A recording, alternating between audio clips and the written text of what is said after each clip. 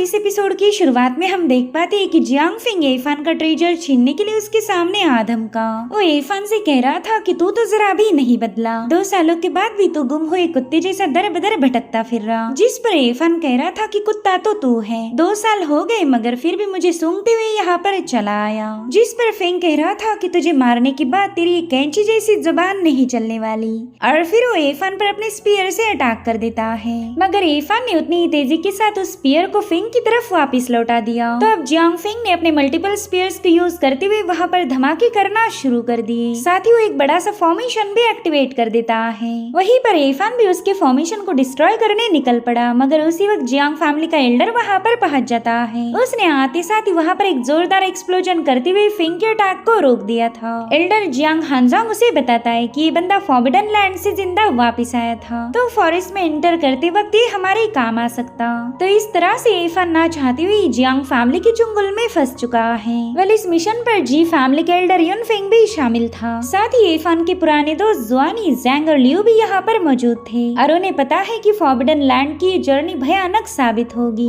वहीं पर इरफान ने देखा कि शाओमान और लिन को भी ये लोग अपने साथ लाए हैं। तभी जियांग फिंग उसके पास जाकर कहने लगा कि भले एल्डर ने तुझे बचा लिया, लेकिन ये मत भूल कि मैं तुझे खत्म करने वाला हूँ। हाँ, लेकिन तू अगर अपना ट्रेजर मेरे हवाले कर दे तो हो सकता है कि मैं तुझे आसान मौत दूं। जिस पर इरफान कह रहा था कि जनाब ये तो एक एंशिएंट फॉरेस्ट है, यहाँ पर किसी के जिंदा रहने की कोई गारंटी नहीं दी जा सकती, क्या पता कि मैं ही तेरी नाजुक सी गर्दन मरोड़ दूं। जो सुनते साथ ही फिंग की हंसी छूट गई। वो कहता है कि अगर मैं अपनी कल्टीवेशन की सारी पावर खो भी दूं तो भी तुझे आसानी से मार सकता। तब तक जी फैमिली के लोग भी वहाँ पर पहुँच गए। जी और जियांग फैमिली के एल्डर्स ने पिछली बार डीमन एम्परर की टूम को एक साथ ब्रेक किया था, और आज भी ये लोग इस मिशन पर एक साथ काम करने वाले हैं। हानजांग बता रहा था कि हम फॉरेस्ट के जितने डीप में जाएंगे हमारी डिवाइन पावर्स उतनी ही ज्यादा कमजोर होगी। तो एल्डर युनफिंग कहता है कि हम सब एक साथ रहेंगे तो आसानी से इस मिशन को पूरा किया जा सकता। साथ ही वहाँ पर हमें जो हर्ब्स मिलेंगे हम उन्हें आपस में बांट सकते हैं। तो अब ये सभी लोग फॉरबिडन फॉरेस्ट में पहुँच जाते हैं। वहाँ जाते साथ ही इन्हें ऐसा फील हो रहा था कि मानो इनकी डिवाइन फोर्स इनकी बॉडी से ड्रेन हो रही।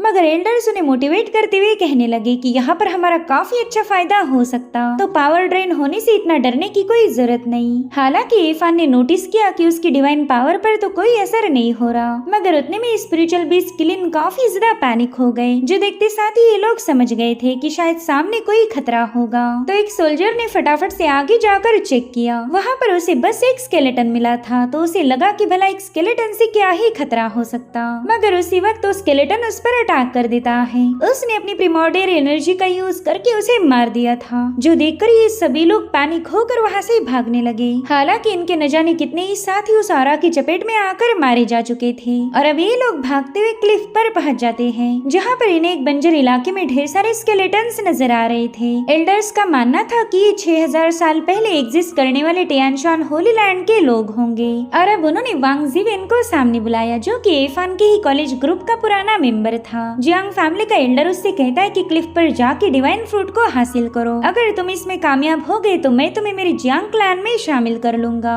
अभी सुनकर ही वांग जिवेन काफी ज्यादा पैनिक हो जाता है। वो कह रहा था कि मैं इतना पावरफुल नहीं हूँ कि उस चोटी पर क्लाइंब कर सकूं, वहाँ जाते ही मैं मारा जाऊंगा। लेकिन एल्डर उसे धमका रहे थे कि अगर तुम नहीं जाओगे तो हम ही तुम्हें मार देंगे। उतने में ही इरफान के दोस्त जुआन उन लोगों से कहने लगी कि आप एंशिएंट क्लैन से हो तो क्या हुआ, आप दूसरे फैक्शन के डिसाइपल पर जोर जबरदस्ती नहीं कर सकते। अगर हम मारे गए तो आपकी फैमिली इसकी जिम्मेदारी नहीं उठाएगी, इसलिए आप अपने लोगों को आगे भेजो। जो सुनते साथ ही वो एल्डर कह रहे थे कि इस बंदी का मुंह भी बंद करना होगा, लेकिन उतने में ही इरफान ने अपना हेड गियर हटा दिया। उसके दोस्त तो उसे वहाँ देखते साथ ही काफी ज्यादा शॉक हो जाते हैं, और हमेशा जैसे एक बार फिर से इरफान अपने दोस्तों को बचाने आगे आया। वो कह रहा था कि मैं डिवाइन फ्रूट लाने के लिए तैयार हूँ। जिस पर एल्डर कहते हैं कि लड़के ये इलाका काफी ज्यादा भयानक है, अगर तुम सिर्फ शो ऑफ करने के लिए नौटंकी कर रहे हो तो हम तुम्हें पनिश करेंगे। जिस पर इरफान ने उन्हें बता दिया कि मैंने तो डिवाइन फ्रूट को कंज्यूम भी किया है। अभी सुनकर ही एल्डर जियांग उसकी पावर को टेस्ट करने रवाना हो गए, मगर वो अपने फुल स्ट्रेंथ के साथ भी इरफान को पुश नहीं कर पाता,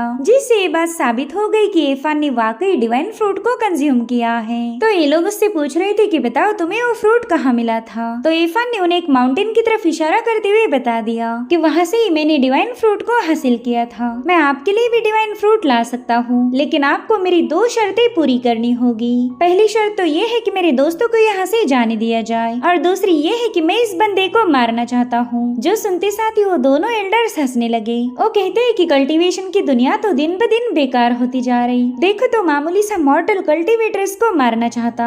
तभी जियांग फेंग कहने लगा कि मैं इसका मुकाबला करने के लिए तैयार हूँ। साथ ही वो एफान से कह रहा था कि तेरे जैसे 2 कौड़ी के बंदे को यहाँ आने का मौका मिला, तूने तो शुक्र मनाना चाहिए कि तू अभी तक जिंदा है। जो सुनते साथ ही एफान ने उस पर एक मस्त चमाट लगा के उसे सीधे नीचे गिरा दिया। एफान कह रहा था कि एक मॉर्टल होने के बावजूद कल्टीवेटर को चाटा मारना वाकई में मजे का लगता, लेकिन तुम्हारी खाल काफी ज्यादा मोटी है, देखो तो मेरे हाथ में दर्द हो रहा, कहीं तुम्हें भी दर्द तो नहीं हुआ। अभी सुनते साथ ही जियांग फेंग उस पर कूद जाता है, मगर एफान ने उसका पाँव पकड़कर उसे घुमाते हुए नीचे पटक दिया और अब उस पर एक और चमाट लगा के उसे जलील करता है। वहीं पर फेंग फटाफट से एक तलवार लेकर सीधे एफान पर अटैक करने कूद गया, लेकिन एफान उसकी हर एक मूव को नाकाम करते हुए उसे एक बार फिर से जमीन पर पटक देता है और अब अटैक करने की बारी थी एफान की। उस पर अपने पावरफुल पंचेस और लाते हिट करते हुए फेंग की हालत खराब करने लगा। साथ ही एफान ने उसकी घुटनों को भी ब्रेक किया था, जिससे फेंग काफी ज्यादा गुस्सा हो जाता है। एफान कहने लगा कि तू 2 सालों से मुझे हंट कर रहा था, मैंने जो फील किया वो इस जलीलियत के सामने कुछ भी नहीं। मैंने तो 2 साल पहले ही मन बना लिया था कि एक दिन तुझे जरूर से खत्म कर दूंगा।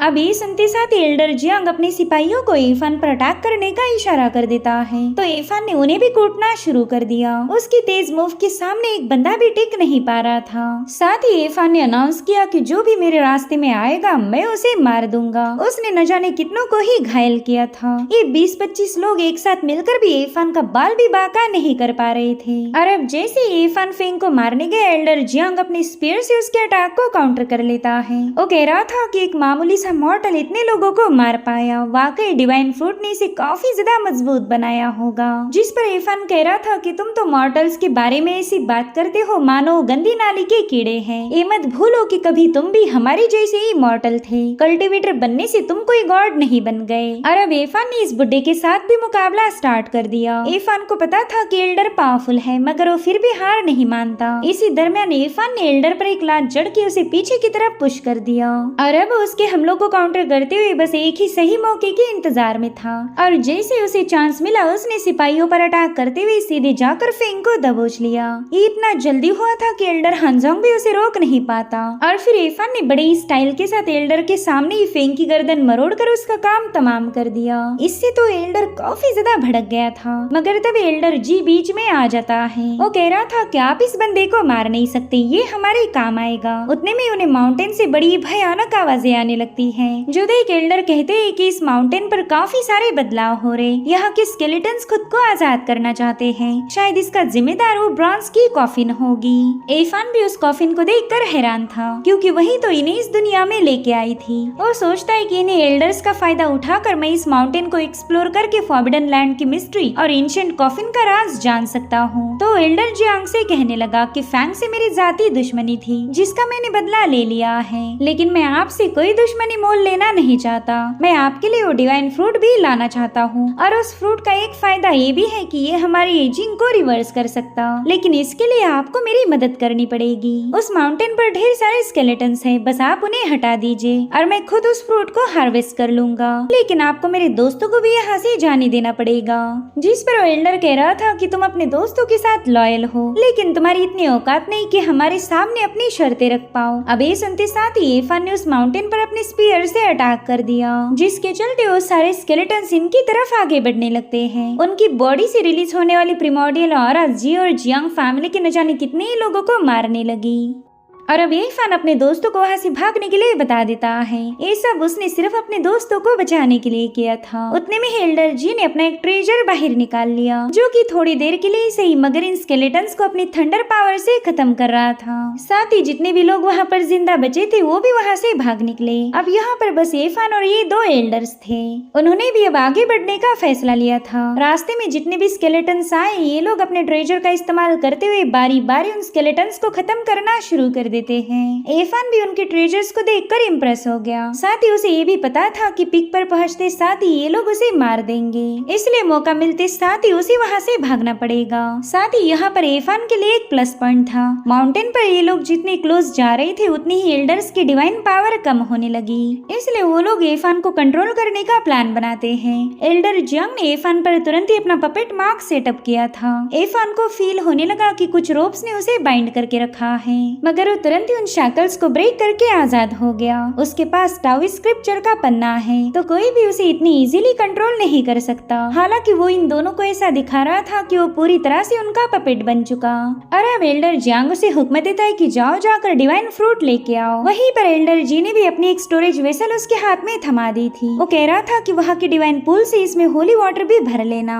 और इतना कहते साथ ही इन दोनों ने एक बार फिर से इरफान का रास्ता क्लियर कर दिया। इरफान भी पपेट बनने की अच्छी एक्टिंग करते हुए वहाँ से निकल पड़ा, लेकिन तभी उसके सामने टाइशुआन सेंटेस पहुँच गई। साथ ही इरफान के बाल भी ग्रे होते जा रहे थे, मानो इलाका उसे बूढ़ा बना रहा हो। मगर ये सेंटेस तो काफी जवान थी। साथ ही इरफान को उसकी बॉडी से बहुत ही भयानक डिमोनिक ऑरा महसूस होने लगी, और अब वो प्रिमोर्डियल ऑरा उसे खत्म कर पाई इससे पहले इरफान वहाँ से भागने लगा। इधर ये दोनों एल्डर्स उससे पूछ रहे थे कि तुम वापस क्यों आए, तो इरफान ने उस सेंटेस की तरफ इशारा कर दिया। वेल एल्डर जी ने इस बंदी की पेंटिंग को देखा हुआ था। वो कहता है कि ये तो 6000 साल पुरानी सेंटेस है। तब तक वो सेंटेस इनके करीब पहुंच जाती है। उसकी ऑरा चारों ओर फैल चुकी थी, तो एल्डर ने अपने ट्रेजर का यूज करते हुए उसका मुकाबला करना शुरू कर दिया, मगर वो सेंटेस ने एक ही सेकंड में उन ट्रेजर्स को नीचे पटक दिया था। यहाँ पर इरफान को उस एल्डर की कई बातें याद आती है जिन्होंने रीइंकार्नेशन का जिक्र किया था। इधर ये दोनों एल्डर्स अपने ट्रेजर की पावर को कंबाइन करते हुए उस पर अटैक कर देते हैं, मगर उस सेंटेस पर इसका कोई असर नहीं होता। तो उन्होंने गोल्डन पगोडा का यूज करते हुए उसे कैप्चर करने की कोशिश की।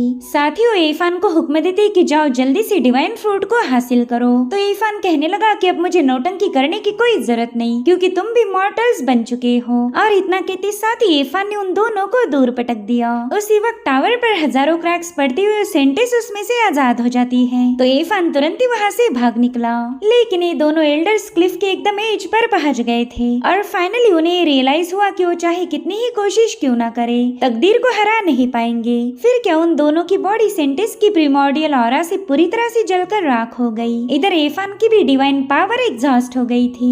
उसे भी जिंदा रहने के लिए डिवाइन फ्रूट को खाना काफी ज्यादा इम्पोर्टेंट था, मगर उतने में वो सेंटेस वहाँ पर पहुँच गई। तो इरफान उससे कह रहा था कि मुझे मत मारो, मैं यहाँ पर मरना नहीं चाहता। साथ ही उसने अपने गोल्डन लीफ से भी उस बंदी पर अटैक किया, मगर उस बंदी ने तो अपना हाथ सीधे इरफान की सी ऑफ बिटरनेस में उतार दिया। यहाँ पर वो इरफान के ग्रीन कॉपर को छीनना चाहती थी, मगर उस कॉपर ने अपनी एनर्जी का इस्तेमाल करते हुए सेंटेस को काफी दूर फेंक दिया। वहीं पर इरफान की वाइटलिटी पूरी तरह से खत्म हो रही थी। वो कहता है कि शायद यही मेरा अंत होगा, लेकिन तभी उसे अपने सामने पोंगबो नजर आता है। वो कह रहा था कि मेरे दोस्त हार मत मानो, ये देखो यहाँ पर डिवाइन फ्रूट है। तो इरफान पोंगबो की तरफ आगे बढ़ते हुए डिवाइन पुल में गिर गया, और इसी पुल ने उसकी वाइटलिटी को रिस्टोर किया था। साथ ही इरफान के सामने डिवाइन फ्रूट्स का पेड़ था, तो इरफान उस फ्रूट को खाते हुए पोंगबो का शुक्रिया अदा करने लगता है। और अब जैसे उसने कल्टीवेशन शुरू किया वो दोबारा से जवान हो गया। इतना ही नहीं, उस फ्रूट ने तो इरफान की डिवाइन सेंसेस को भी शार्प कर दिया था, जिसके चलते उन माउंटेन्स को दूर से ही ऑब्जर्व करने लगता है। और यहाँ पर उसे एक मिस्टीरियस पर्सन नजर आया जो कि जंजीरों में कैद था। वेल ये भी उसी सेंटेस जैसा एक प्रिमोर्डियल स्लेव है, और ऐसे ही कुछ और लोग भी उस पिक पर गुलाम थे। इरफान कह रहा था कि जब पहली बार हम फॉरबिडन लैंड में आए थे उस वक्त स्लेव्स हमें नजर नहीं आए, शायद हमारे साथ उस वक्त एंशिएंट कॉफिन थी, और उसी के डर के मारे स्लेव्स बाहर ही नहीं आए। तो इरफान ने फटाफट से वहाँ मौजूद सारे डिवाइन फ्रूट्स को कलेक्ट कर लिया। इतना ही नहीं, वो एल्डर जी ने दिया हुआ कंटेनर भी निकाल लेता है। वो कह रहा था कि बेचारे एल्डर ने मुझे यहाँ पहुँचने के लिए कितनी सारी मेहनत की थी, तो मैं उनके एफर्ट्स को जाया नहीं होने दूंगा। वैसे तो इस बॉटल में एक पहाड़ को अपने अंदर समाने जितनी स्पेस थी, लेकिन इस पर मौजूद डाउ पैटर्न सब फेड हो चुके, इसलिए इरफान इसमें ज्यादा होली वाटर को कलेक्ट नहीं कर पाता। और अब अपना काम पूरा होते साथ ही इरफान वहाँ से निकल पड़ा। साथ ही उसने दोनों एल्डर्स की ट्रेजर्स को भी कलेक्ट कर लिया था। भले ये ट्रेजर्स फिलहाल डैमेज है, मगर इरफान उन्हें रिपेयर कर लेगा। अब यही सीन यहीं पर कट होकर हम जुआनी को देख पाते हैं, जिस पर जी फैमिली के बंदे अटैक कर रहे थे, मगर तभी इरफान वहाँ पर पहुँच गया। उसने आते साथ ही उस बंदे पर एक जोरदार पंच हिट कर दिया था। जुआनी तो उसे देखते साथ ही काफी ज्यादा खुश हो गई। इरफान उससे पूछ रहा था कि बताओ तुम एंशिएंट फॉरेस्ट से बाहर क्यों नहीं गई, जिस पर जुआनी कहती है कि माउंटेन के बॉटम में जो गार्ड्स थे उन्होंने हमें जाने से रोक लिया, तो हमें मजबूर होकर स्प्लिट होना पड़ा। तब तक वहाँ पर जी फैमिली के और भी बंदे पहुँच जाते हैं। एफान उन्हें बता रहा था कि हमें एल्डर जी ने माउंटेन से नीचे जाने के लिए हुक्म दिया है, तो तुम हमें बेवजह नहीं रोक सकते। जिस पर वो बंदा कहने लगा कि एल्डर जी ने हमें बताया था कि जो भी माउंटेन से बाहर जाएगा उसे खत्म कर दो। तो एफान ने उस बंदे को ही अपने वेपन से निपटा दिया। अब ये देखते साथ ही वो लोग वहाँ पर एक फॉर्मेशन एक्टिवेट कर देते हैं, जिसमें से कई सारे पोर्टल ओपन होकर इन पर कुछ फॉर्म्स ने अटैक करना शुरू कर दिए। ये दोनों भी एक साथ मिलकर उन फॉर्म्स को डिस्ट्रॉय कर रहे थे, लेकिन ऐसे तो काम नहीं चलने वाला। तो एफान ने अपनी गोल्डन कोल्ड्रन का यूज करते हुए इन पर हमले करना शुरू कर दिए। साथ ही इन्होंने अपने आसपास एक शील्ड भी फॉर्म कर ली थी ताकि इन अटैक्स को रोका जाए। और अब एफान एल्डर जी का फिंग्यून बैनर भी समन कर लेता है, जिसने रोटेट होते हुए उस फॉर्मेशन को ब्रेक कर दिया। साथ ही मौके का फायदा उठाते हुए एफान ने अपनी कोल्ड्रन की मदद से एक एक करते हुए इन सभी को निपटा दिया। उसके इन रैपिड और पावरफुल अटैक्स को देखकर ही जुआनी काफी ज्यादा हैरान थी। और अब ये दोनों वहाँ से रवाना हो गए। रास्ते में भी जुआनी बस एफान को घूरे जा रही थी, मानो उसे एफान पसंद हो। और अब एक सेफ लोकेशन पर आने के बाद एफान जुआनी को बता देता है कि कुछ दिनों तक अपने जेड कोल्ड्रन सेट में वापस मत जाना, 1 या 2 सालों तक तुम्हें छुप कर रहना पड़ेगा। साथ ही एफान ने 2 डिवाइन फ्रूट्स भी बाहर निकाल लिए। वो उससे कहता है कि वेनचांग ने मुझे बताया कि तुम हाल ही में स्प्रिंग ऑफ लाइफ रेल्म पर पहुंच चुकी हो, तो ये फ्रूट कंज्यूम करना, इससे तुम डिवाइन ब्रिज लेवल पर पहुंच जाओगी। लेकिन जुआनी फ्रूट लेने से इनकार करती है। वो कह रही थी कि तुम्हारे पास एंशिएंट होली बॉडी है, इसे कल्टीवेट करने के लिए ढेर सारे एलिक्सर्स की जरूरत पड़ेगी, तो ये फ्रूट तुम्हारे ही काम आएंगे। हालांकि एफान ने वो फ्रूट जबरदस्ती उसके हवाले कर दिए, तो जुआनी भी उन्हें एक्सेप्ट करते हुए उसे बताने लगी कि यहाँ आने के बाद पुरानी सारी यादें ताजा हो गई। हमने न जाने कितने ही सारे रेलिक और कॉपर कॉफिन को विटनेस किया, और उन्हें रेलिक का जिक्र सुनते साथ ही एफान को याद आया कि वो अपने कुछ ट्रेजर्स लिंगशु केव हेवन में छोड़कर आया है। वो ट्रेजर उसे कॉपर कॉफिन और इंटरस्टेलर ट्रैवलिंग के बारे में क्लूज दे सकते हैं, तो उन्हें दोबारा से हासिल करना काफी ज्यादा इम्पोर्टेंट था। तभी जुआनी उससे कहने लगी कि नॉर्दर्न टेरिटरी में ढेर सारी अपॉर्चुनिटीज हैं, अगर तुम चाहो तो हम वहाँ जा सकते। लेकिन एफान ने उसे बता दिया कि यहाँ पर उसके कुछ अनफिनिश्ड काम है, पहला उन्हें कंप्लीट करना होगा। साथ ही एफान ने उससे वादा किया कि वो दोबारा से जरूर मिलेंगे। और अब एफान एक केव में पनाह लेता है, जहाँ पर उसने 3 फ्रूट को कंज्यूम कर लिया था, मगर इतने में ही उसे तकलीफ होने लगी, यानी कि वो ज्यादा फ्रूट्स को कंज्यूम नहीं कर सकता। और तभी उसे याद आया कि एंशिएंट स्क्रिप्चर पर तो एक मेथड लिखी गई थी कि अगर किसी रेलिक के नीचे बॉडी को सप्रेस करो तो तुम कल्टीवेशन को तेजी से इम्प्रूव कर पाओगे। इसलिए एफान ने अपनी कोल्ड्रन और गोल्डन स्क्रिप्चर को बाहर निकाल लिया। वो कोल्ड्रन को एज अ शील्ड यूज करते हुए स्क्रिप्चर के क्लासिकल लेटर्स को पढ़ने की कोशिश कर रहा था। साथ ही हमें उसके माइंड स्पेस का सीन भी दिखाया जाता है, जो कि कोल्ड्रन के नीचे सप्रेस होने की वजह से शांत हो गया। और अब एफान की पावर काफी तेजी के साथ इंक्रीज होने लगी। तो एफान ने एल्डर जी और जियांग के वेपन्स को भी बाहर निकाल लिया, जिसमें था फिंग्यून बैनर और कॉपर मिरर। स्क्रिप्चर के लेटर्स का यूज करते हुए उसने उन दोनों ट्रेजर्स को रिपेयर कर लिया था। साथ ही वो फॉरबिडन लैंड के फ्रूट्स को कंज्यूम करके प्रैक्टिस करने लगा, जिससे एफान की बॉडी और सोल दोनों भी ताकतवर हो रही थी। और अब वो लाइफ ऑफ स्प्रिंग के टॉप लेवल पर पहुंच चुका है। इसी फ्रूट की मदद से वो एंशिएंट होली बॉडी की शक्ल को ब्रेक कर सकता था। और अब हमें सीधे 1 साल बाद की कहानी दिखाई गई। एफान का सी ऑफ सफरिंग अब काफी ज्यादा वास्ट बन चुका, एनर्जी एक तूफान जैसे सर्ज हो रही थी। और फाइनली 1 साल की कड़ी मेहनत करने के बाद वो विलेंट सी राल्म की तीसरी लेवल पर पहुंच गया, जिसे डिवाइन ब्रिज भी कहा जाता है। ये वाकई एक बहुत बड़ी कामयाबी थी। जिस बंदे के पास इस दुनिया की सबसे टफेस्ट बॉडी थी, उसने अपनी मेहनत चालाकी के दम पर तीसरी लेवल यानी कि द डिवाइन ब्रिज को अचीव कर लिया। सब एफान अपनी पावर्स को चेक करने के लिए एक पंच उसके ऊपर हिट करता है, और उसकी पावर ने केव को ब्रेक करते हुए उसके सामने जो भी फॉरेस्ट का पैच था उसे भी डिस्ट्रॉय कर दिया। ये है एफान की सिर्फ एक पंच की ताकत। और अब एफान भी अपनी इस प्रोग्रेस को देखकर काफी ज्यादा खुश हो गया। और अब हमें लिंगशु केव हेवन का सीन दिखाया गया, जहाँ पर हम एफान की पुरानी दुश्मन लिन को देख पाते हैं। ये बंदी उसी हानफियो की दोस्त है, जो कि कुछ टाइम पहले एफान के हाथों मारा गया था। दरअसल हानफेयू मर चुका है, ये बात अभी तक किसी को पता नहीं थी। तो लिन हान फैमिली के एल्डर को बताने लगी कि हानफेयू एफान को मारने के लिए चेनफिंग नाम के बंदे को अपने साथ ले गया, मगर इसके बाद उनकी कोई खबर नहीं मिली। कुछ लोग कह रहे थे कि चेनफिंग एक ट्रिप पर गया है, तो हो सकता है कि हान फियू भी उसके साथ गया हो, जिस पर एल्डर हान कह रहा था कि हान फियू बिना बताए नहीं जाएगा। खैर तुम रिलैक्स होकर ये चाय पी लो। वेल इस बंदे का नाम था हान यीशु और ये पारामिता लेवल का कल्टीवेटर है। वही दूसरी तरफ हम एफान को देख पाते जो कि अपने पुराने से क्लिंगशु केव हेवन के सामने पहुंच गया था, लेकिन वो सेक्ट में एंटर करे इससे पहले यहाँ का एक डिसाइपल उसका रास्ता रोक लेता है। वो कह रहा था कि तुम बिना परमिशन के सेक्ट में दाखिल नहीं हो सकते। तो एफान उसे रिस्पेक्ट देते हुए बताने लगा कि वो बस एल्डर उसे मिलना चाहता है, लेकिन वो बंदा उसे कमजोर समझकर उस पर हमले करना शुरू कर चुका। इधर एफान भी उस पर अपना पंच हिट करने के लिए तैयार था, मगर उसी वक्त वहाँ पर एक जोरदार धमाका होकर उस बंदे के अटैक को ब्लॉक किया गया। दरअसल एल्डर वो वहाँ पर पहुँच चुके थे। वो तो एफान को देखकर ही काफी ज्यादा खुश हो जाते हैं और अब एफान उनके साथ सेक्ट में पहुँच गया। एल्डर वो उसे बता रहे थे कि पोंगबो अभी भी उस ईवल स्पिरिट की कैद में है और तुम भी 3 सालों से गायब थे, लेकिन मैं जानता था कि तुम जरूर से वापस आओगे। तो एफान उन्हें बताता है कि मैं यान प्रोविंस में गया था, मुझे लगा कि पावरफुल बनने से ही मैं पोंगबो को वापस ला पाऊंगा। अब यहाँ पर एफान को देखकर लोग काफी ज्यादा हैरान थे, तो एल्डर सीधे उसे फॉरेस्ट में ले गए। हालांकि लिन ने एफान को देख लिया था। इधर फॉरेस्ट में एल्डर वो एफान को बताने लगे कि डीमन एम्परर की इन ग्रेव तालाब के नीचे दफन थी, मगर वो जगह इतनी ज्यादा भयानक थी कि वहाँ जाने वाला हर एक बंदा मारा गया। उसके बाद वो टॉम ईस्टर्न वेस्टलैंड के अंडरग्राउंड इलाके में दफन हो गई। साथ ही डिजोलेट टावर और टावी स्क्रिप्चर जैसे ट्रेजर का भी कोई ट्रेस नहीं मिला। अब अगर स्क्रिप्चर की बात की जाए तो एफान के पास था, लेकिन वो ये सीक्रेट किसी के साथ शेयर नहीं कर सकता। साथ ही एल्डर ने बताया कि हमारे सेक्ट की कुछ होली फैमिलीज उस टूम की तलाश में जा चुकी है और वो अभी तक वापस नहीं आए, जिस पर एफान कहने लगा कि 3 सालों में यहाँ पर काफी कुछ हो चुका है। तो एल्डर कहते कि हाँ 3 सालों में मैं ये भी देख पा रहा हूँ कि एंशिएंट होली बॉडी भी कल्टीवेट कर सकती। और फिर उन्होंने अचानक से अपनी फ्लाइंग सोर्ड को समन करते हुए एफान पर अटैक करना शुरू कर दिए। एफान तो काफी ज्यादा हैरान होकर ही उनके हर एक अटैक को काउंटर कर रहा था। साथ ही उसने अपने सामने एक शील्ड भी फॉर्म कर ली, लेकिन एल्डर ने भी अपने हमलों को बढ़ा दिया। वो एफान पर हजारों तलवारें रिलीज कर रहे थे, जिनसे एफान जैसे तैसे बचने लगा।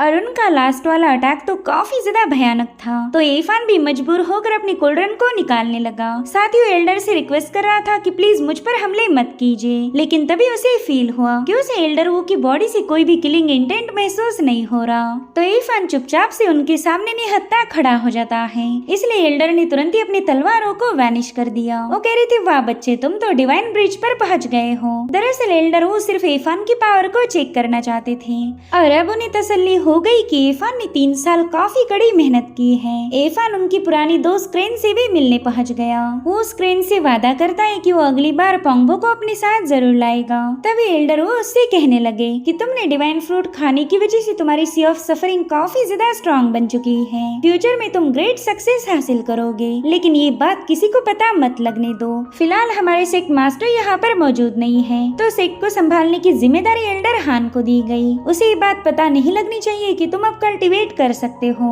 अब एफान हैरान था कि यहाँ पर कौन से एल्डर हान की बात हो रही, क्योंकि एक एल्डर हान को तो ऑलरेडी जहन्नुम में पहुंचा चुका था। तो एफान उन्हें बताने लगा कि यहाँ पर मेरी वुडन प्लेट, एंशिएंट लैंप और एक बीड मौजूद थी। वो ट्रेजर मैंने पोंगबो के लिए छोड़ दिए थे, मगर अब वो यहाँ पर मौजूद नहीं है, तो मैं उन ट्रेजर्स को वापस लेने आया हूँ। तो एल्डर उसे लेकर सीधे उनके पुराने घर में पहुँच गए, मगर वो ट्रेजर्स वहाँ से गायब थे। तो एल्डर उससे कहते हैं कि तुम आराम करो और मैं उन ट्रेजर्स के बारे में पता लगाऊंगा। अब रात के समय एफान अपनी कल्टीवेशन में बिजी था कि तभी उसे अपने पावरफुल सेंसेस से पता चला कि कोई उसके घर की तरफ चुपके से आगे बढ़ रहा है। दरअसल लिन और उसके 2 चमचे थे, तो एफान तुरंत ही उनके पीछे पहुंच गया। लिन उससे कह रही थी कि 2 साल मैंने तुम्हारा काफी ज्यादा इंतजार किया है, जिस पर एफान कहने लगा कि शायद मैं तुम्हें कुछ ज्यादा ही पसंद हूँ, इसलिए तो तुम मुझे इतना ज्यादा मिस कर रही थी। तो लिन कहती कि तू थोड़ी ही देर में मरने वाला है, तो ऐसी फालतू की बातें मत कर, बता हान फियू कहाँ पर है। जिस पर एफान कहने लगा कि कई लोग मुझे मारना चाहते,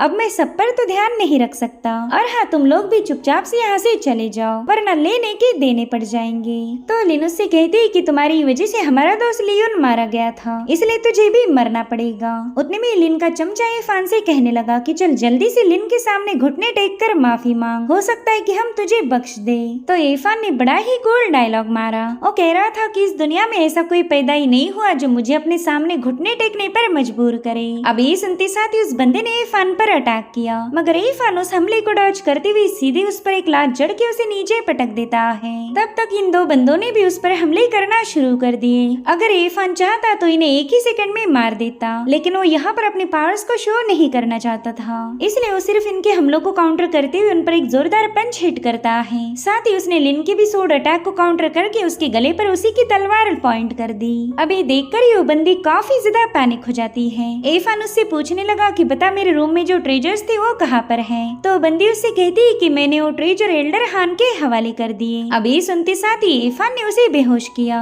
उसे अब कुछ भी करके इस एल्डर हान को देखना था, इसलिए वो एक क्रेन पर सवार होकर सीधे एल्डर हान के मेंशन के सामने पहुंच गया। वेल यहाँ पर था हान यूशी जो कि कल्टीवेशन में बिजी है। इरफान कह रहा था कि इसका भाई अल्केमी में माहिर था और ये वेपन बनाने का उस्ताद है। जिसके बाद इरफान वहाँ से रवाना हो गया। अब अगले ही दिन एल्डर वो इरफान से मिलने पहुंच गए। वो इरफान को बताते हैं कि तुम्हारे ट्रेजर्स का पता लग गया। दरअसल वो एल्डर हान यीशु के पास है। तुम उस हानफियू को तो जानते ही होंगे। दरअसल ये बंदा उसी का ग्रैंडफादर है। उसे वेपन्स इतने ज्यादा पसंद है कि उसने वेपन्स को वापस लौटाने से मना किया।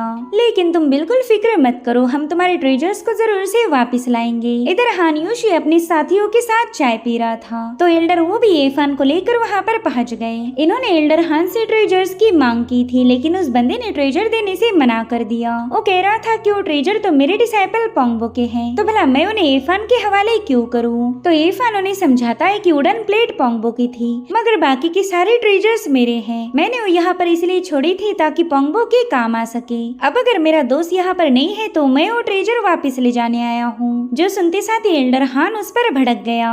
वो कह रहा था कि तू तो ठहरा एक मामूली सा मॉर्टल, तुझे तो हमारे सेक्ट में आने की भी इजाजत नहीं। शुक्र मना कि मैंने अभी तक तुझ पर अटैक नहीं किया। अब उसकी बातें सुनते साथ ही एल्डर वो उस पर गुस्सा हो गए। वो तो एल्डर हान के साथ फाइट करने के लिए भी तैयार हो जाते हैं, इसलिए फाइनली एल्डर हान ने हार मान ली। वो इरफान से कह रहा था कि तुम्हारी डेयरिंग मुझे काफी ज्यादा पसंद आई। साथ ही वो एल्डर वो से भी कहने लगा कि हम दोनों तो कई सालों से दोस्त हैं, इसलिए मेरी बातों का बुरा मत मानना। तो इस तरह से इन दोनों का झगड़ा भी खत्म होकर इरफान को उसके ट्रेजर्स वापस मिल गए। लेकिन ये तो बस एल्डर हान की एक चाल थी। इधर इरफान मास्टर के साथ वापस आ गया। साथ ही एल्डर वो का शुक्रिया भी अदा कर रहा था, क्योंकि उन्होंने इरफान के लिए स्टैंड लिया। एल्डर उससे कह रही थी कि इरफान क्यों ना तुम यहीं पर रुक जाओ, कल्टीवेशन करने में मैं तुम्हारी मदद करूंगा। लेकिन इरफान ने उन्हें बताया कि मुझे पोंगबो को आजाद करने के लिए ताकतवर बनना पड़ेगा, प्लीज मुझे गाइड कीजिए। तो एल्डर उसे बताते हैं कि कल्टीवेशन की पहली रल्म विल एंड सी को मास्टर करने के बाद तुम सेकंड रल्म में एंटर करोगे,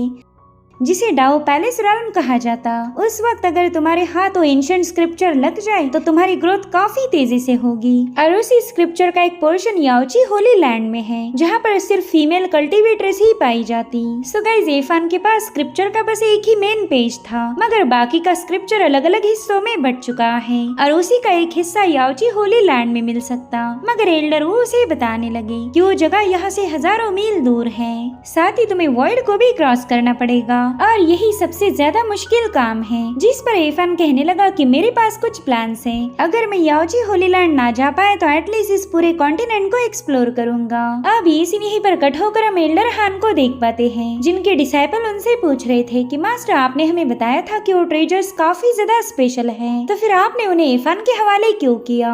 जिस पर एल्डर हान बताने लगा कि ट्रेजर देने पड़े क्योंकि मैं एल्डर वू के साथ फाइट करना नहीं चाहता था, लेकिन हम दोबारा से उन्हें हासिल कर सकते, तो मैं उसे इरफान पर अटैक करना पड़ेगा। तभी लिन उसे बताने लगी कि वो इरफान काफी ज्यादा शातिर है, उस बंदे ने मुझे फाइट में हरा दिया था, तो हम उसे हल्के में नहीं ले सकते। जिस पर एल्डर कहने लगे कि हानफेयू कई दिनों से लापता है, हो सकता है कि इसी इरफान ने उसे हर्ट किया हो, तो तुम सभी लोग उस मॉर्टल का काम तमाम कर दो। मुझे डाउट है कि उस इरफान ने ऑलरेडी डिवाइन ब्रिज रैल्म पर ब्रेक थ्रू किया, तो तुम लोग भी अपने दुश्मन को हल्के में मत लेना। सो इस तरह से सभी लोग इरफान का शिकार करने के लिए तैयार हो गए। वहीं दूसरी तरफ इरफान इरफान को छोड़ने के लिए एल्डर वो उसके साथ जा रहे थे, मगर इरफान उन्हें परेशान करना नहीं चाहता। साथ ही एल्डर वो इरफान से कुछ दिन और रुकने के लिए रिक्वेस्ट करने लगे, मगर इरफान ने उनसे वादा किया कि वो पोंगबो को लेकर ही वापस आएगा। साथ ही इरफान उन्हें एक एलिक्सर गिफ्ट करते हुए कहने लगा कि इस बोतल के बारे में किसी को पता मत लगने दीजिए, वरना आपकी जान खतरे में पड़ जाएगी। अब एल्डर वो ने जैसे उस बोतल को चेक किया, उसमें से उन्हें काफी स्ट्रॉन्ग वाइटल एनर्जी महसूस हो रही थी। दरअसल ये फॉरबिडन लैंड से लाई हुई होली वाटर है।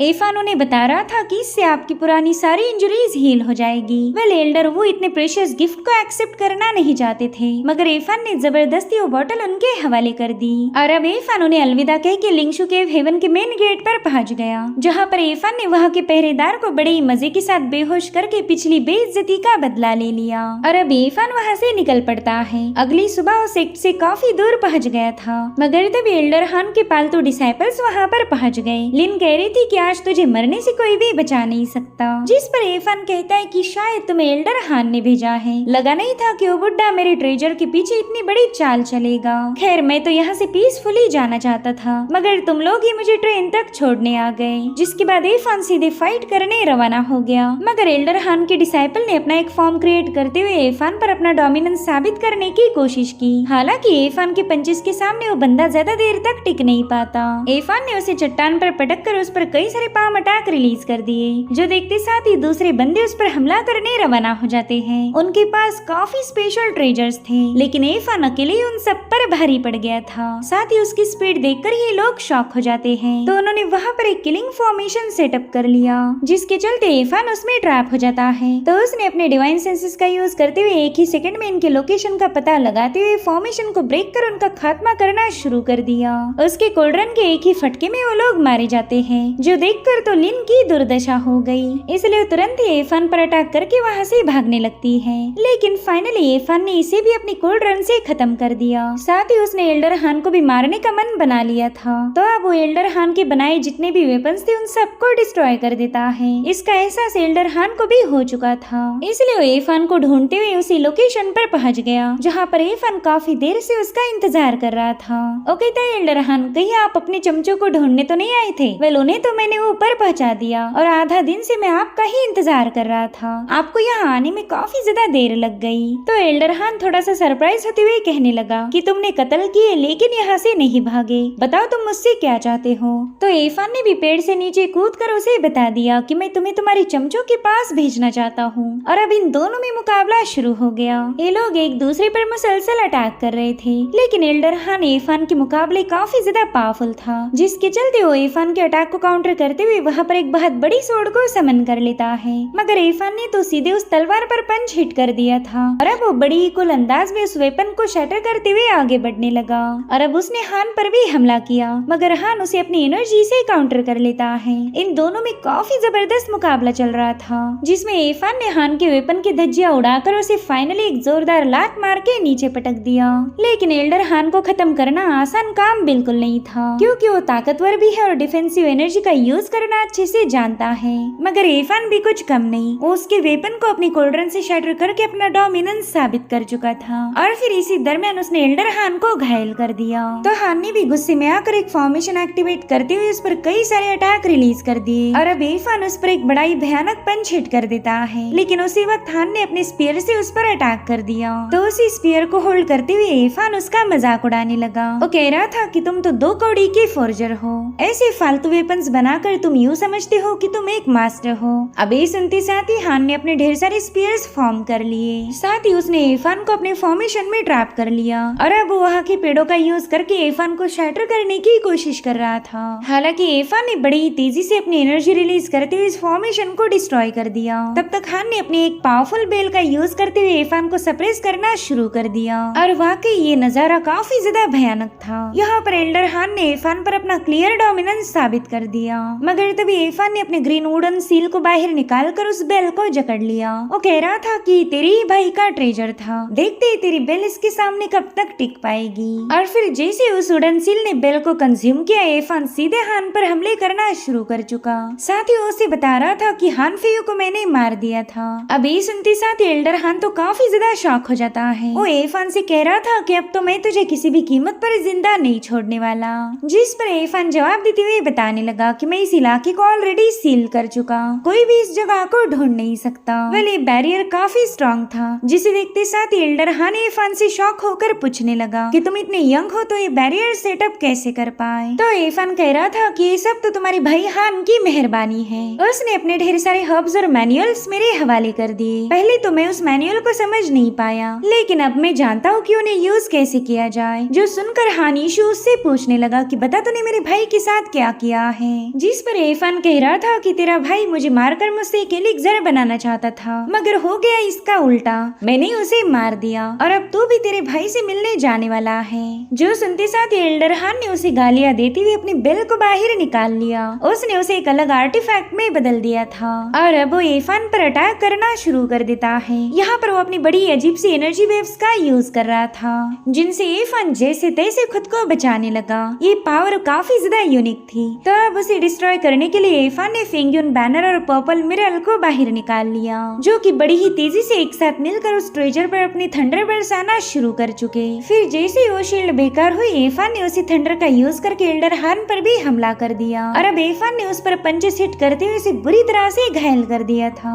एल्डर हान तो बस हैरान होकर उससे पूछ रहा था कि तेरे पास इतने भयानक ट्रेजर्स कहाँ से आ गए। जिस पर एफान कह रहा था कि तुम भी कुछ कम नहीं हो, वेपन्स को फोर्ज करने के लिए टैलेंट की जरूरत पड़ती और तुम तो एक जीनियस हो। इधर हान तो इतना ज्यादा पैनिक हो गया था कि क्या ही बताओ। वो एफान को धमकाता है कि अगर तूने मुझे मारा तो मेरी हान फैमिली तुझे हंट डाउन करेगी। जिस पर एफान कहने लगा ना, मुझे तो ऐसा नहीं लगता, सब लोग जानते हैं कि मैं बस एक मॉर्टल हूँ, तो हान फैमिली के 3 लोग और उनके चमचों को मार पाना मेरे बस की बात तो बिल्कुल नहीं। सभी लोग मुझे लूजर समझते और इसी में तो मेरा फायदा भी है। अब जैसे ही हान ने वहाँ से भागने की कोशिश की, एफान उसे भी अपनी कोल्डन के नीचे क्रश करके मार देता है और अब अपने दुश्मन को मारने के बाद एफान वहाँ से काफी दूर पहुँच जाता है। यहाँ पर वो अपने ट्रेजर्स को चेक करने लगा, जो कि अब काफी ज्यादा पुराने हो गए थे क्योंकि हान के लोगों ने इन्हें स्टडी किया है। और अब एफान वहाँ से निकल पड़ा। उसे याओची होली लैंड पर जाना था, जो कि यहाँ से हजारों मील दूर है और वहाँ जाने के लिए उसे वॉइड को भी पार करना होगा, जो कि सबसे मुश्किल टास्क था। साथ ही जब भी उसे मौका मिले वो कल्टीवेशन की भी प्रैक्टिस करता। यहाँ पर वो टाइची आर्ट को मास्टर करना सीख गया, जिसके चलते वो विंड एलिमेंट को अच्छे से यूज कर पा रहा था।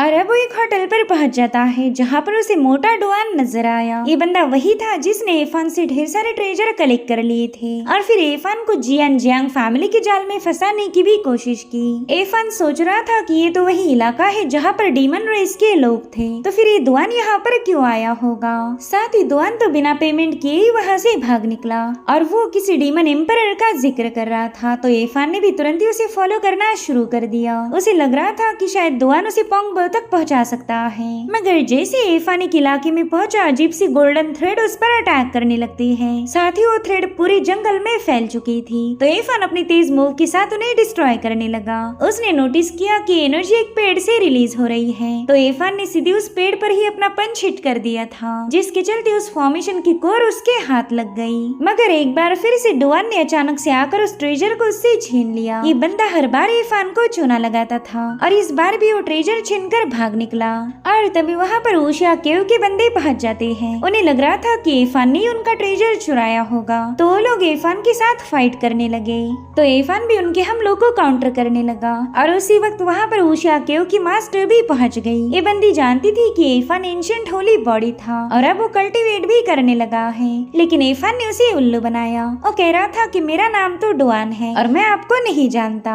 अब ये सुनते साथ ही उस एल्डर ने अपने फायरबॉल से उस पर अटैक करना शुरू कर दिए, जिन्हें एफान भी काउंटर करते हुए वहाँ से भागने लगा। और तभी डुआन दोबारा से वहाँ आकर एफान को बचा लेता है। दरअसल वो इसलिए एफान की मदद करने आया था क्योंकि एफान ने ट्रेजर वापिस से उससे चुरा लिया। अब एफान उससे पूछता है कि बताओ तुम कौन से डीमन एम्परर का जिक्र कर रहे थे, मगर डुआन इस पर कोई जवाब नहीं देता। तो एफान ने उससे एक और सवाल पूछा कि बताओ नॉर्थ में मौजूद वॉइड को क्रॉस कैसे किया जाए। तो डुआन उसे बताता है कि उसके लिए तो ग्रेट ट्रेजर की जरूरत पड़ेगी, तो ये काम तुम भी नहीं कर सकते। वैसे तुमने इन कुछ सालों में काफी अच्छी प्रोग्रेस की है, शायद ही उसी ग्रीन कॉपर का कमाल होगा, वही ट्रेजर जो तुमने लेक में फेंका, ऐसा मुझे झूठ बोला था। और इतना कहते साथ ही वो एफान की मेमोरीज को चेक करने लगता है। अब एफान ऑलरेडी काफी ज्यादा पावरफुल बन चुका था, तो सोचता है कि क्यों ना इस बंदे का शक हमेशा के लिए दूर किया जाए। तो एफान ने उसे ऐसे दिखाया कि उसने ग्रीन कॉपर वाकई लेक में थ्रो किया था, मगर तभी फॉरबिडन लैंड का इमॉर्टल वहाँ पर अपीयर हो गया और वो खुद उस ग्रीन कॉपर को लेके वहाँ से चला गया। वेल ये कोई सच्चाई नहीं थी, बस एफान ने दुआन को इल्यूजन दिखाया था। दुआन उसे बताने लगा कि वो एल्डर टियानशान सेक्ट का मेंबर है, जो फैक्शन 6000 सालों पहले ही डिस्ट्रॉय हो गया। वैसे तो इस बंदे ने इस दुनिया में एग्जिस्ट ही नहीं करना चाहिए था, मगर फिर भी वो बंदा अभी भी जिंदा है और उसी भयानक बंदे के पास ग्रीन कॉपर चला गया। अब तो ट्रेजर कभी भी मुझे मिल नहीं सकता। और फिर क्या दुआन ने एक बार फिर से अपनी फूटी किस्मत पर रोना शुरू कर दिया। तो एफान उसे समझाता है कि भाई अब रोने से कोई फायदा नहीं होने वाला। और तब तक ऊशिया केव के लोग भी वहाँ पर पहुँच गए। तो दुआन एक बार फिर से एफान को फंसाकर वहाँ से भाग निकला। एफान भी गुस्से में उसके पीछे रवाना हो जाता है। इधर ऊशिया केव की मास्टर काफी ज्यादा भड़क गई थी। उसे ये नहीं पता कि इन दोनों में असली दुआन है कौन। तो अपने लोगों को हुक्म देती है कि चाहे कोई मोटा तुम्हारे हाथ आए या पतला, इनमें से किसी को भी कैप्चर कर लेना। वही दूसरी तरफ एफान दुआन को फॉलो करते हुए काफी दूर पहुंच गया था और वो ये भी जानता है कि दुआन की ये कोई चाल होगी, लेकिन उस बंदे का मिलना भी काफी ज्यादा जरूरी है, क्योंकि पोंगबो तक पहुंचने का ट्रेस दुआन को फॉलो करके ही मिल सकता था।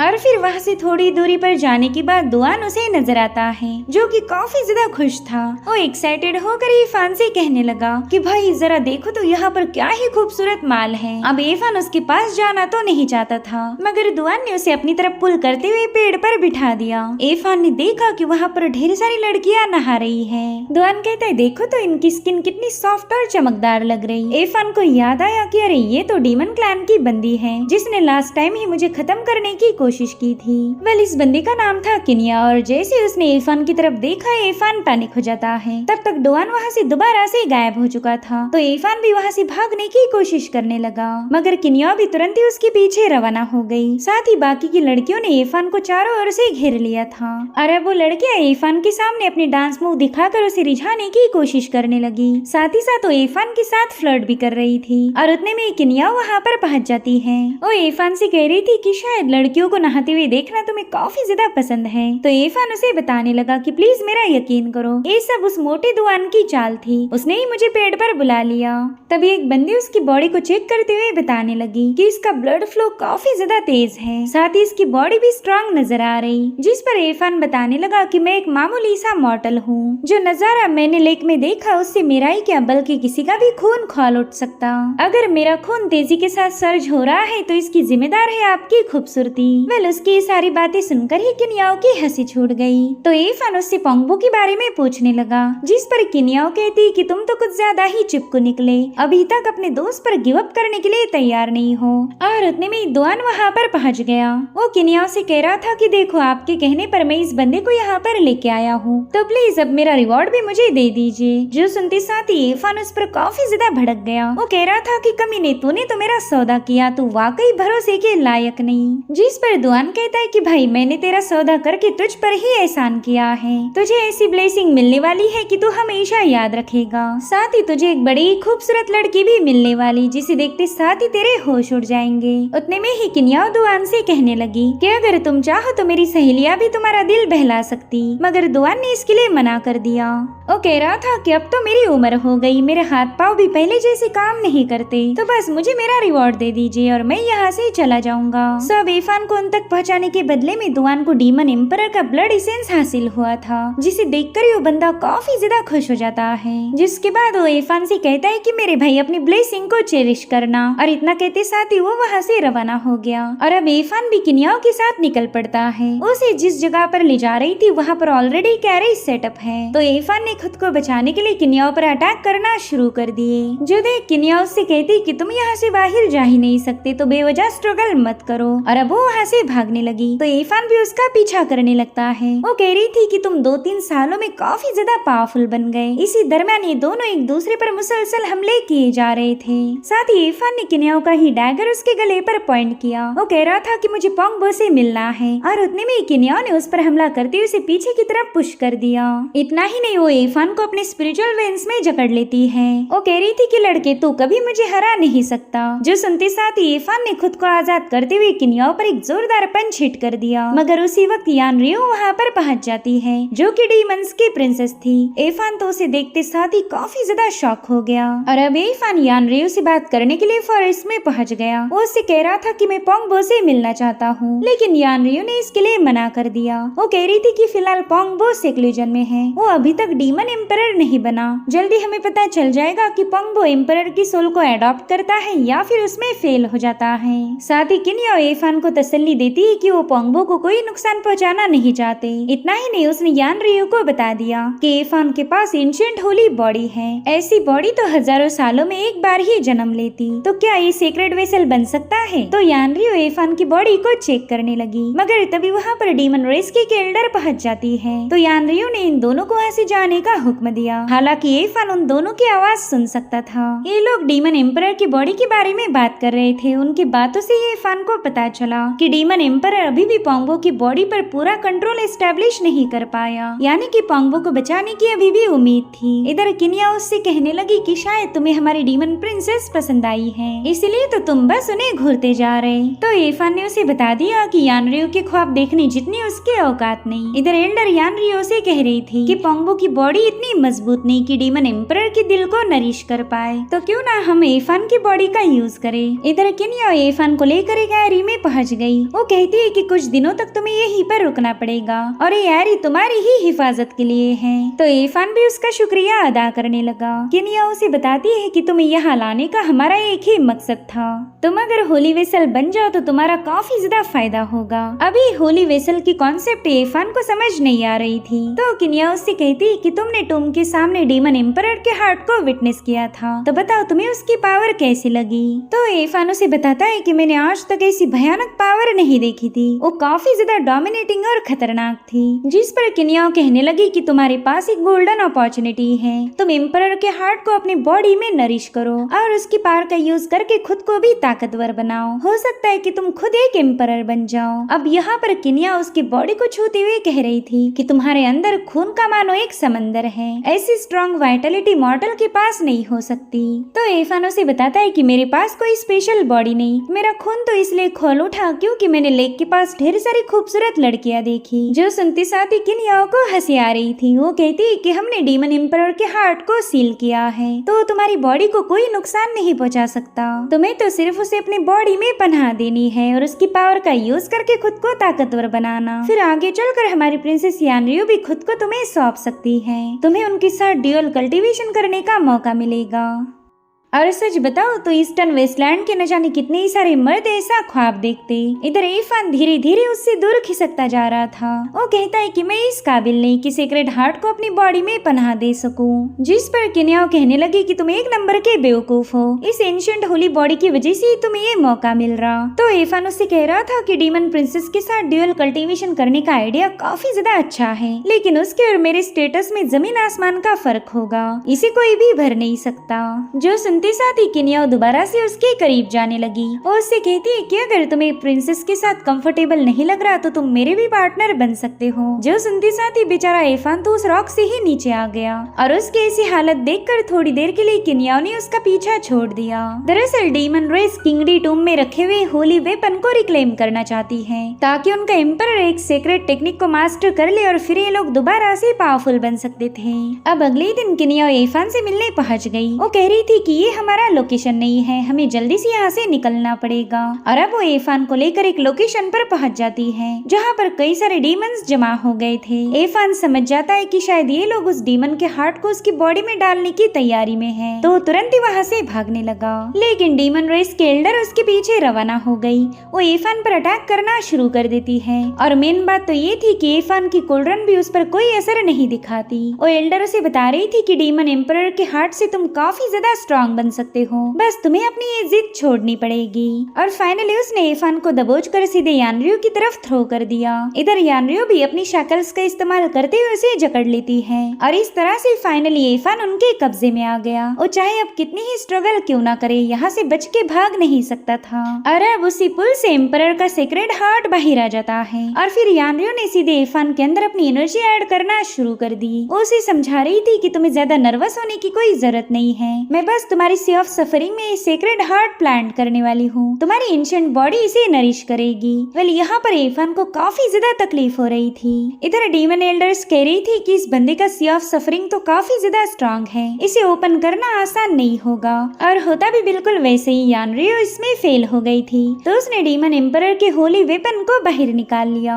इसका यूज करके वो इरफान की सी ऑफ सफरिंग पर अटैक कर देती है, जिससे वहाँ पर गोल्डन पावर रिलीज होने लगी। और अब यानरियो ने उस सीक्रेट हार्ट को फाइनली इरफान की बॉडी में ट्रांसफर कर दिया। मगर इरफान उस हार्ट को एक्सेप्ट नहीं करता। उसने अपने माइंड स्पेस में जाकर उस हार्ट पर जोरदार पंचेस हिट करना शुरू कर दिए। वो कह रहा था कि ये मेरी माइंड स्पेस है, यहाँ पर तू हुकूमत नहीं कर सकता। मगर वो सीक्रेट हार्ट उसकी एक नहीं सुनता और उसी वक्त ग्रीन कॉपर भी अपनी एनर्जी को रिलीज करने लगा, यानी कि वो इरफान की मदद कर रहा था। और फिर ग्रीन कॉपर की पावर का यूज करते हुए इरफान ने उस हार्ट पर एक जोरदार पंच हिट कर दिया, जिससे वो डीमन हार्ट तुरंत ही बाहर आ जाता है। ये देखकर ही सभी लोग शॉक हो गए, साथ ही इरफान भी बेहोश हो चुका था। लेकिन यानरियो ने अभी तक हार नहीं मानी। वो कह रही थी कि सीक्रेट हार्ट को इरफान के सामने रख देना, शायद इस तरह से हमारा काम बन जाए। और अब हमें रात का सीन दिखाया जाता है जहाँ पर इरफान को होश आ चुका था। किनिया उसे समझा रही थी कि हम तुम्हें कोई नुकसान पहुँचाना नहीं चाहते, बल्कि ये हार्ट तुम्हें काफी ज्यादा ताकतवर बना सकता। इनफैक्ट तुम आगे चलकर एक डीमन एम्परर जितने पावरफुल भी बन सकते हो। लेकिन इरफान ने उसे क्लियरली बता दिया कि वो बस अपने दिल ने चुनी हुई पाथ पर चलना ही पसंद करता है। तो किनिया वहाँ से चली गई ताकि इरफान इस मसले के बारे में एक बार फिर से डिसीजन ले सके। इधर इरफान कल्टीवेशन करना स्टार्ट कर देता है और उतने में उसे पोंगबो की आवाज सुनाई देने लगी। उसने पीछे मुड़कर देखा कि वहाँ पर एक कॉफिन है जिसके अंदर पोंगबो मौजूद था। वो इरफान से कहता है कि जल्दी से मुझे आजाद करो, मैं तुमसे मिलना चाहता हूँ। इरफान भी उसे देखकर काफी ज्यादा खुश हो गया। वो तो उस कॉफिन को ब्रेक करना चाहता था, मगर तभी उसे पोंगबो के फेस पर एक ईवल स्माइल नजर आई। वो तुरंत ही समझ जाता है कि उसका दोस्त नहीं हो सकता, तो पोंगबो से पूछने लगा कि बता तू कौन है। और उतने में पोंगबो ने उसे कुछ इल्यूजन्स दिखाना शुरू कर दिए, जहाँ पर वो लिंगशु केव हेवन में पहुंच गया था। उसे हर बार यही बताया गया कि वो कल्टीवेट नहीं कर पाएगा। उसके कुछ दोस्त अपनी दुनिया में वापस जाना चाहते थे, मगर ये भी पॉसिबल नहीं था। साथ ही डीमन एम्परर का हार्ट इरफान को बताने लगा कि तुम्हारा दोस्त बस तुम्हारे लिए पावरफुल बनना चाहता था ताकि तुम्हें महफूज रख पाए। इरफान को एल्डर हान ने कही हुई बातें भी याद आने लगी। उसने बताया था कि उम्मीद सबसे ज्यादा भयानक हो सकती, मौत से भी ज्यादा बदतर है बेमतलब के होप्स। साथ ही उसे ये भी रिमाइंड हुआ कि पोंगबो ने उसे टाओ स्क्रिप्चर भी किसी मकसद से दिया हुआ था ताकि वो खुद को ताकतवर बना सके। और अब इरफान उस इल्यूजन से बाहर आ गया। पोंगबो से बताता है कि स्पिरिचुअल पाथ पर कई सारे ऑब्स्टैकल्स हैं, मगर तुम्हें पावरफुल बनने का मौका मिल रहा, इसे हाथ से जाने मत देना। उतने में इरफान उससे कहता है कि तुम मेरे ही फॉर्म हो, बस तूने पोंगबो का रूप लिया। मैंने पहले डीमन हार्ट को अपनी बॉडी में आने से मना किया था, क्योंकि मैं किसी डिवाइन ऑब्जेक्ट के भरोसे नहीं रहना चाहता। और इतना कहती साथ ही वो उस कॉफिन पर पंच हिट करके उस डीमन हार्ट को आजाद कर लेता है। और इस बार उसने डीमन हार्ट को अपने अंदर जाने का मौका दिया। वो कह रहा था कि मैं इस डीमन हार्ट की पावर पर निर्भर रहा तो इससे अफेक्ट हो सकता हूँ, लेकिन मेरे पास ग्रीन कॉपर और टाओ स्क्रिप्चर जैसे पावरफुल ट्रेजर्स हैं, जो कि इस हार्ट के इन्फ्लुएंस को बढ़ने नहीं देंगे।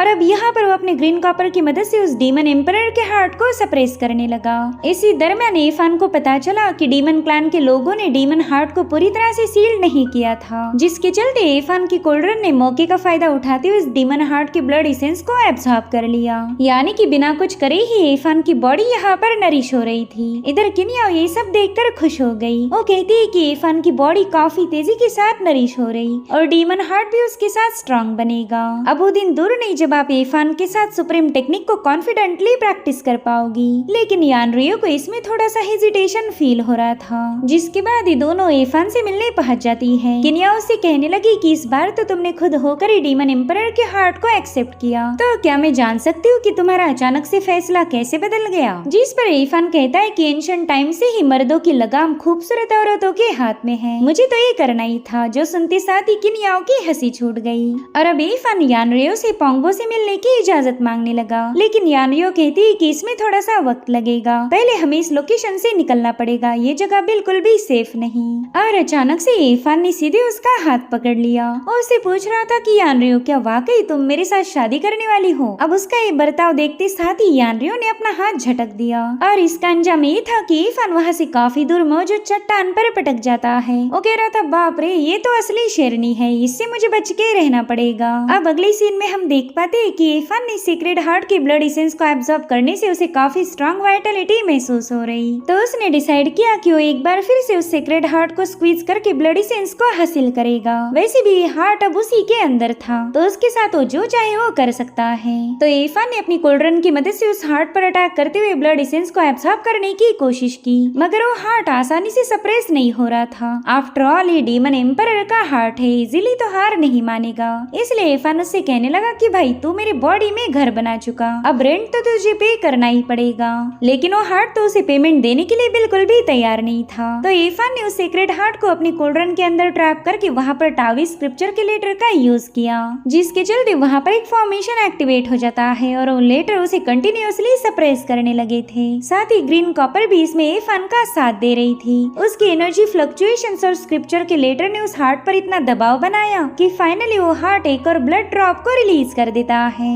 एफान ने 2-3 दिन मेहनत करके इस ब्लड को हासिल किया था। तभी किनिया वहाँ पर पहुँच गई। वो कहती है कि तुम तो एक नंबर के लालची शैतान हो। जैसे ही तुम्हें सीक्रेट हार्ट का फायदा उठाना पता चल गया, तुम लगातार अपनी बॉडी को स्ट्रॉन्ग बना रहे। पहले तो तुम्हें लग रहा था कि मैं तुम्हें हर्ट करूंगी, मगर देखा ना, मैंने तुम्हें कोई नुकसान नहीं पहुँचाया। तो बताओ फिर तुम मेरा शुक्रिया अदा कैसे करोगे? तो एफान उससे कहने लगा कि मैं खुद इतना गरीब हूँ कि खुद के अलावा मेरे पास देने के लिए कुछ भी नहीं। जिस पर किनिया कहने लगी कि आइडिया तो मुझे पसंद आई, अगर तुम खुद मेरे सामने पेश हो जाओ तो मजा आ जाएगा। तो एफान भी अपनी फ्लर्टी अंदाज में कहता है कि बताओ फिर कब आपका शुक्रिया अदा करना है। जो सुनते साथ ही किनिया ने उसे दूर पुश कर दिया। वो कह रही थी कि हम अभी यहाँ से निकलने वाले हैं। हमारे होली वेपन पर हमें जी फैमिली के ट्रैकिंग पैटर्न्स मिले, यानी कि वो लोग हम पर नजर रखे हुए थे। साथ ही जी फैमिली में एक डिवाइन बॉडी अपीयर्ड हुई, तो जी फैमिली उसकी पावर को चेक करने के लिए हमारे क्लैन पर अटैक करेगी। जिस पर एफान कह रहा था कि हमारी प्रिंसेस यानरियो भी काफी ज्यादा पावरफुल है। तो किनिया उसे बताती है कि जी फैमिली अपनी डिवाइन बॉडी के साथ उनके स्ट्रॉन्ग लोगों को जरूर भेजेगी, ताकि उनकी डिवाइन बॉडी महफूज रह पाए। इसलिए हमें यहाँ से निकलना होगा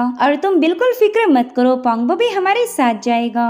और उतने में जी फैमिली के कल्टिवेटर्स वहाँ पर पहुँच गए और डीमंस के बैरियर पर मुसलसल अटैक करना शुरू कर देते हैं। भले ही डीमंस ने अपने बैरियर को रिपेयर करने की पूरी कोशिश की थी, मगर जी फैमिली के लगातार हमलों से वो एरी ब्रेक हो गई। उसी वक्त जमीन से कुछ बड़ी ही पावरफुल वेन्स रिलीज होते हुए जी फैमिली पर अटैक कर देती है। दरअसल ये पावर थी यानरियो की। उसने तो वहाँ पर एक पैसेज भी ओपन किया था, मगर तभी उस पर एक अटैक होकर वो डिस्ट्रॉय हो गया। और अब हम वहाँ पर जी फैमिली की डिवाइन बॉडी जी हाउ को देख पाते हैं। किनिया उससे कह रही थी कि हमारी तुम्हारे फैमिली के साथ कोई दुश्मनी नहीं, तो तुम बेवजह हम पर अटैक क्यों कर रहे हैं? जिस पर जी हाउ कहता है कि हाल ही में मेरी डिवाइन बॉडी फॉर्म हुई, तो मैंने सोचा कि क्यों ना डीमन एम्परर के डिसेंडेंट्स के साथ फाइट करके अपनी ताकत का अंदाजा लिया जाए। तो किनिया उसे बताती है कि फिलहाल हम लोग ऑलरेडी हेवी लॉसेस को सफर कर चुके, तो क्यों ना तुम किसी और दिन आकर हमारा मुकाबला करो। लेकिन जी हाउ ने इसके लिए मना कर दिया।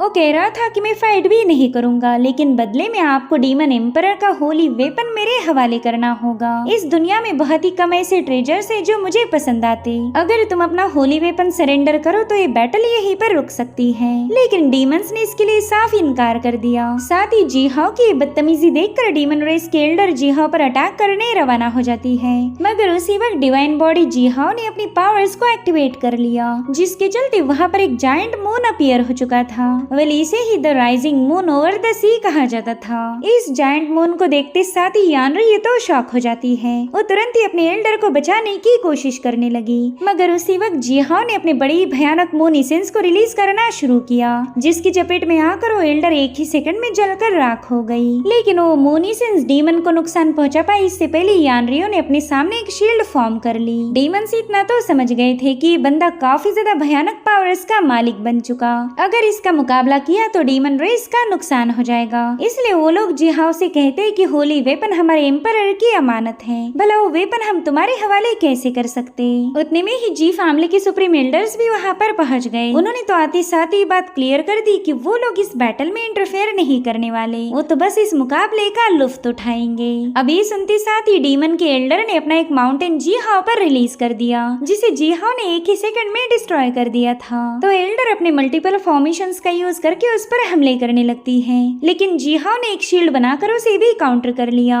अब ये देखते साथ ही एल्डर अपने बर्ड फॉर्म में ट्रांसफॉर्म हो गई। साथ ही उनकी डिसाइपल भी उनकी हेल्प करने पहुंच जाती है। उन्होंने एक साथ मिलकर डबल पर्पल ड्रैगन को फॉर्म कर लिया था, मगर जी हाउ ने इन सारे हमलों हमलों को बड़ी आसानी से डिस्ट्रॉय कर दिया। और अब वो अपने पावर को रिलीज करते हुए इन सभी को अपनी एनर्जी में ट्रैप कर लेता है। और अब वो यानरियो से कहता है कि चलो होली वेपन मेरे हवाले कर दो, वरना मैं तुम्हारी इन सभी लोगों को मार दूंगा। मगर डीमन क्लैन तो इसके लिए मना कर देता है। तो जीहाओ ने एक ही झटके में उन सभी को जलाकर राख कर दिया। अभी देखकर यानरियो काफी ज्यादा पैनिक हो गई। वो तुरंत ही एक शील्ड फॉर्म करते हुए अपने लोगों को वहाँ से भागने के लिए बता देती है। तो ये लोग तुरंत ही वहाँ से निकल पड़े, लेकिन जी क्लैन के बंदों ने उनका रास्ता ब्लॉक कर दिया। तो इस तरह से यहाँ पर एक भयानक बैटल शुरू हो गई। डीमन क्लैन के लोग अपने रास्ते में आने वाले हर एक बंदे को खत्म करते हुए आगे बढ़ रहे थे। और तभी एफान ने देखा कि इन लोगों के साथ एक कॉफिन है, जिससे वो तुरंत ही समझ गया था कि पांगो जरूर से इसी कॉफिन के अंदर होगा। इसलिए अब एफान ने भी जी फैमिली पर अटैक करना शुरू कर दिए। वो इस कॉफिन पर कोई आंच आने नहीं देना चाहता था। साथ ही उसने किनियाओ को भी प्रोटेक्ट किया। एफान को तो खुद समझ नहीं आ रहा था कि वो डीमन रेस का साथ क्यों दे रहा है। इधर यानरियो और जीहाओ के दरमियान एक भयानक मुकाबला शुरू हो चुका था, लेकिन यानरियो के लिए कॉफिन का सेफ रहना ही सबसे ज्यादा इम्पोर्टेंट था। तो बैटल छोड़कर तुरंत ही अपनी टीम की तरफ निकल पड़ी। उसने आते साथ ही जी फैमिली के सिपाहियों को खत्म करना शुरू कर दिया। और अब रास्ता क्लियर होते साथ ही ये लोग वहाँ से बड़ी तेज रफ्तार के साथ रवाना हो जाते हैं। मगर जीहाओ इनका पीछा छोड़ने के लिए तैयार नहीं था। वो कहने लगा कि तुम एम्परर किंग के डिसेंडेंट हो, तो मैदान छोड़कर कैसे भाग सकते। जो सुनते साथ ही कई सारे डीमन सोल्जर उसका मुकाबला करने रवाना हो जाते हैं, जिन्हें बड़ी आसानी से जीहाओ ने मार दिया था। यानरियो को भी पता है कि इस बंदे का मुकाबला करने के बाद ही ये लोग यहाँ से जा पाएंगे। तो तुरंत ही अपने बंदों को वापस भेजकर जीहाओ को फेस करने के लिए होली वेपन को बाहर निकाल लेती है। ये वही वेपन था जिस पर जीहाओ कब्जा करना चाहता था। तो अब यानरियो ने सीधे इस वेपन का इस्तेमाल करते हुए जी फैमिली के कई सारे बंदों का खात्मा करते हुए जीहाओ पर अटैक कर दिया। मगर तभी जीहाओ भी अपना बड़ा ही पावरफुल वेपन समन कर अटैक को डिस्ट्रॉय कर चुका था। वेल, इसे जीजिया एंशिएंट मिरर भी कहा जाता है, और उस मिरर के जरिए उसने यानरियो के अटैक को काउंटर कर लिया था। इस मिरर को जी फैमिली के एंसेस्टर्स ने फोर्ज किया है, और अब इसी का इस्तेमाल करते हुए यानरियो पर हमले करने लगा था। यानरियो से कहती है कि तुम्हारे पास इतने सारे स्पेशल ट्रेजर्स है, मगर फिर भी तुम हमारे एम्परर के ट्रेजर पर कब्जा करना चाहते हो। तो जीहाओ कह रहा था कि जरूरी नहीं कि ये वेपन तुम्हारे एम्परर ने खुद फोर्ज किया, हो सकता है कि ये वेपन भी हमारे ही एंसेस्टर ने बनाया होगा। वेल, यहाँ पर जीहाओ ने कई सारे मिरर्स की लेयर लगाते हुए यानरियो पर अटैक कर दिया था। तो यानरियो ने भी अपनी होली वेपन के अल्टीमेट पावर को अनलिश करते हुए वहाँ पर एक जबरदस्त धमाका कर दिया। और अब उसने वहाँ पर कई सारे गोल्डन लोटस भी ब्लूम करना शुरू कर दिए थे। जिस तरह से जीहाओ ने अपने मून एसेंस का यूज करके डीमंस को मारा था, उसी तरह से यानरियो के गोल्डन लोटस भी जी फैमिली के बंदों को खत्म करने लगे। ये सब देखकर ही जीहाओ तो काफी ज्यादा शॉक हो गया। वेल, यानरियो इस टेक्निक की मदद से सामने वाले के माइंड स्पेस में गोल्डन लोटस ऐड करके उसे मार सकती थी। और अब यानरियो के गोल्डन लोटस और जीहाओ के मून में एक बहुत बड़ा क्लैश हो गया, जिसकी एनर्जी काफी दूर तक फैल जाती है। मगर जीहाओ ने तो अभी भी हार नहीं मानी थी। वो एक बार फिर से वॉइड मिरर को सेट कर लेता है, और अब इन होली वेपन्स में बहुत ही भयानक धमाका हो गया। जीहाओ समझ चुका था कि ये डीमन प्रिंसेस काफी ज्यादा पावरफुल है। वहीं पर यानरियो भी जानती थी कि सुप्रीम एल्डर्स के होते हुए जीहाओ को मारना इम्पॉसिबल होगा। उतने में डीमन क्लैन के लोग उसे बताने लगे कि हमने जी फैमिली के घेरे को ब्रेक कर दिया, प्लीज हमारे साथ वापस चले, डीमन क्लैन को आपकी जरूरत है। तो यानरियो ने भी जाने का फैसला ले लिया, मगर जीहाओ इसकी इजाजत नहीं देता। इधर एफान और किनियाओ यानरियो का इंतजार कर रहे थे कि तभी जी क्लैन की एक बंदी उनके सामने अपीयर हो गई। वेल, इसका नाम था जियू, और इसके पास वॉइड को कंट्रोल करने की अमेजिंग एबिलिटी है। वो एफान से कह रही थी कि तुम तो ह्यूमन हो, फिर इन डीमंस के साथ क्या कर रहे। जिस पर एफान कहने लगा कि एक्चुअली एक मोटे बंदे ने मुझे इनके हवाले किया था, यूँ समझ लो कि उसने मुझे बेच दिया। तो जियू से कहने लगी कि तुम मुझसे झूठ बोल रहे हो, तुम्हारे पास इनका कोई खास ट्रेजर होगा, इसलिए तो तुम इनके लिए स्पेशल हो। अब ये सुनते साथ ही किनियाओ ने उस पर अटैक कर दिया, मगर जियू तो बड़ी ही तेजी के साथ वॉइड को ओपन करके वहाँ से गायब हो जाती है। इधर एफान ने भी उस पर हमला करने की कोशिश करी, मगर वो इन दोनों के हमलों को डॉच कर देती है। साथ ही वो बता रही थी कि मैं यहाँ पर फाइट करने नहीं आई थी, मगर तुम दोनों ने मुझे मजबूर कर दिया। और अब वो अपनी बहुत ही जबरदस्त एनर्जी को एक्टिवेट करने लगी, मगर उसी वक्त डीमन प्रिंसेस यानरियो वहाँ पर पहुँच गई और उसने आते साथ ही जियो पर काफी जोरदार अटैक करते हुए उसे चट्टानों में क्रैश करवा दिया। जिसके बाद डीमन प्रिंसेस एफान को बताती है कि जी फैमिली मेरे डीमन क्लैन को हंट डाउन करेगी, तो तुम हमारे साथ नहीं चल सकते।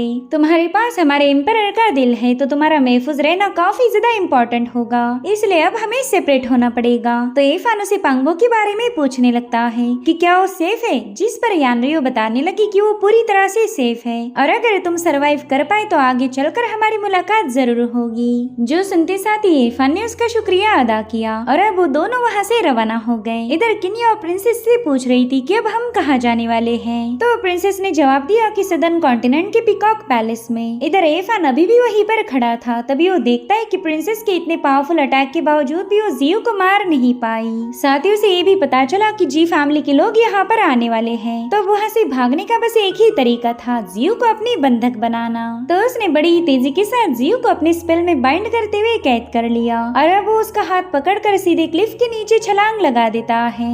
उसने जियो को बता दिया था कि वो जी फैमिली के हाथ नहीं लगना चाहता और यहाँ से भागने में वो उसकी मदद करेगी। अब ये लोग अंडर वाटर पहुँच जाते हैं, जहाँ पर एफान ने इनके आसपास शील्ड बना ली और उतने में पानी के अंदर एक अंडर करंट क्रिएट हो चुका था, यानी कि एक ऐसी लहर जिसके खिलाफ तुम नहीं जा सकते।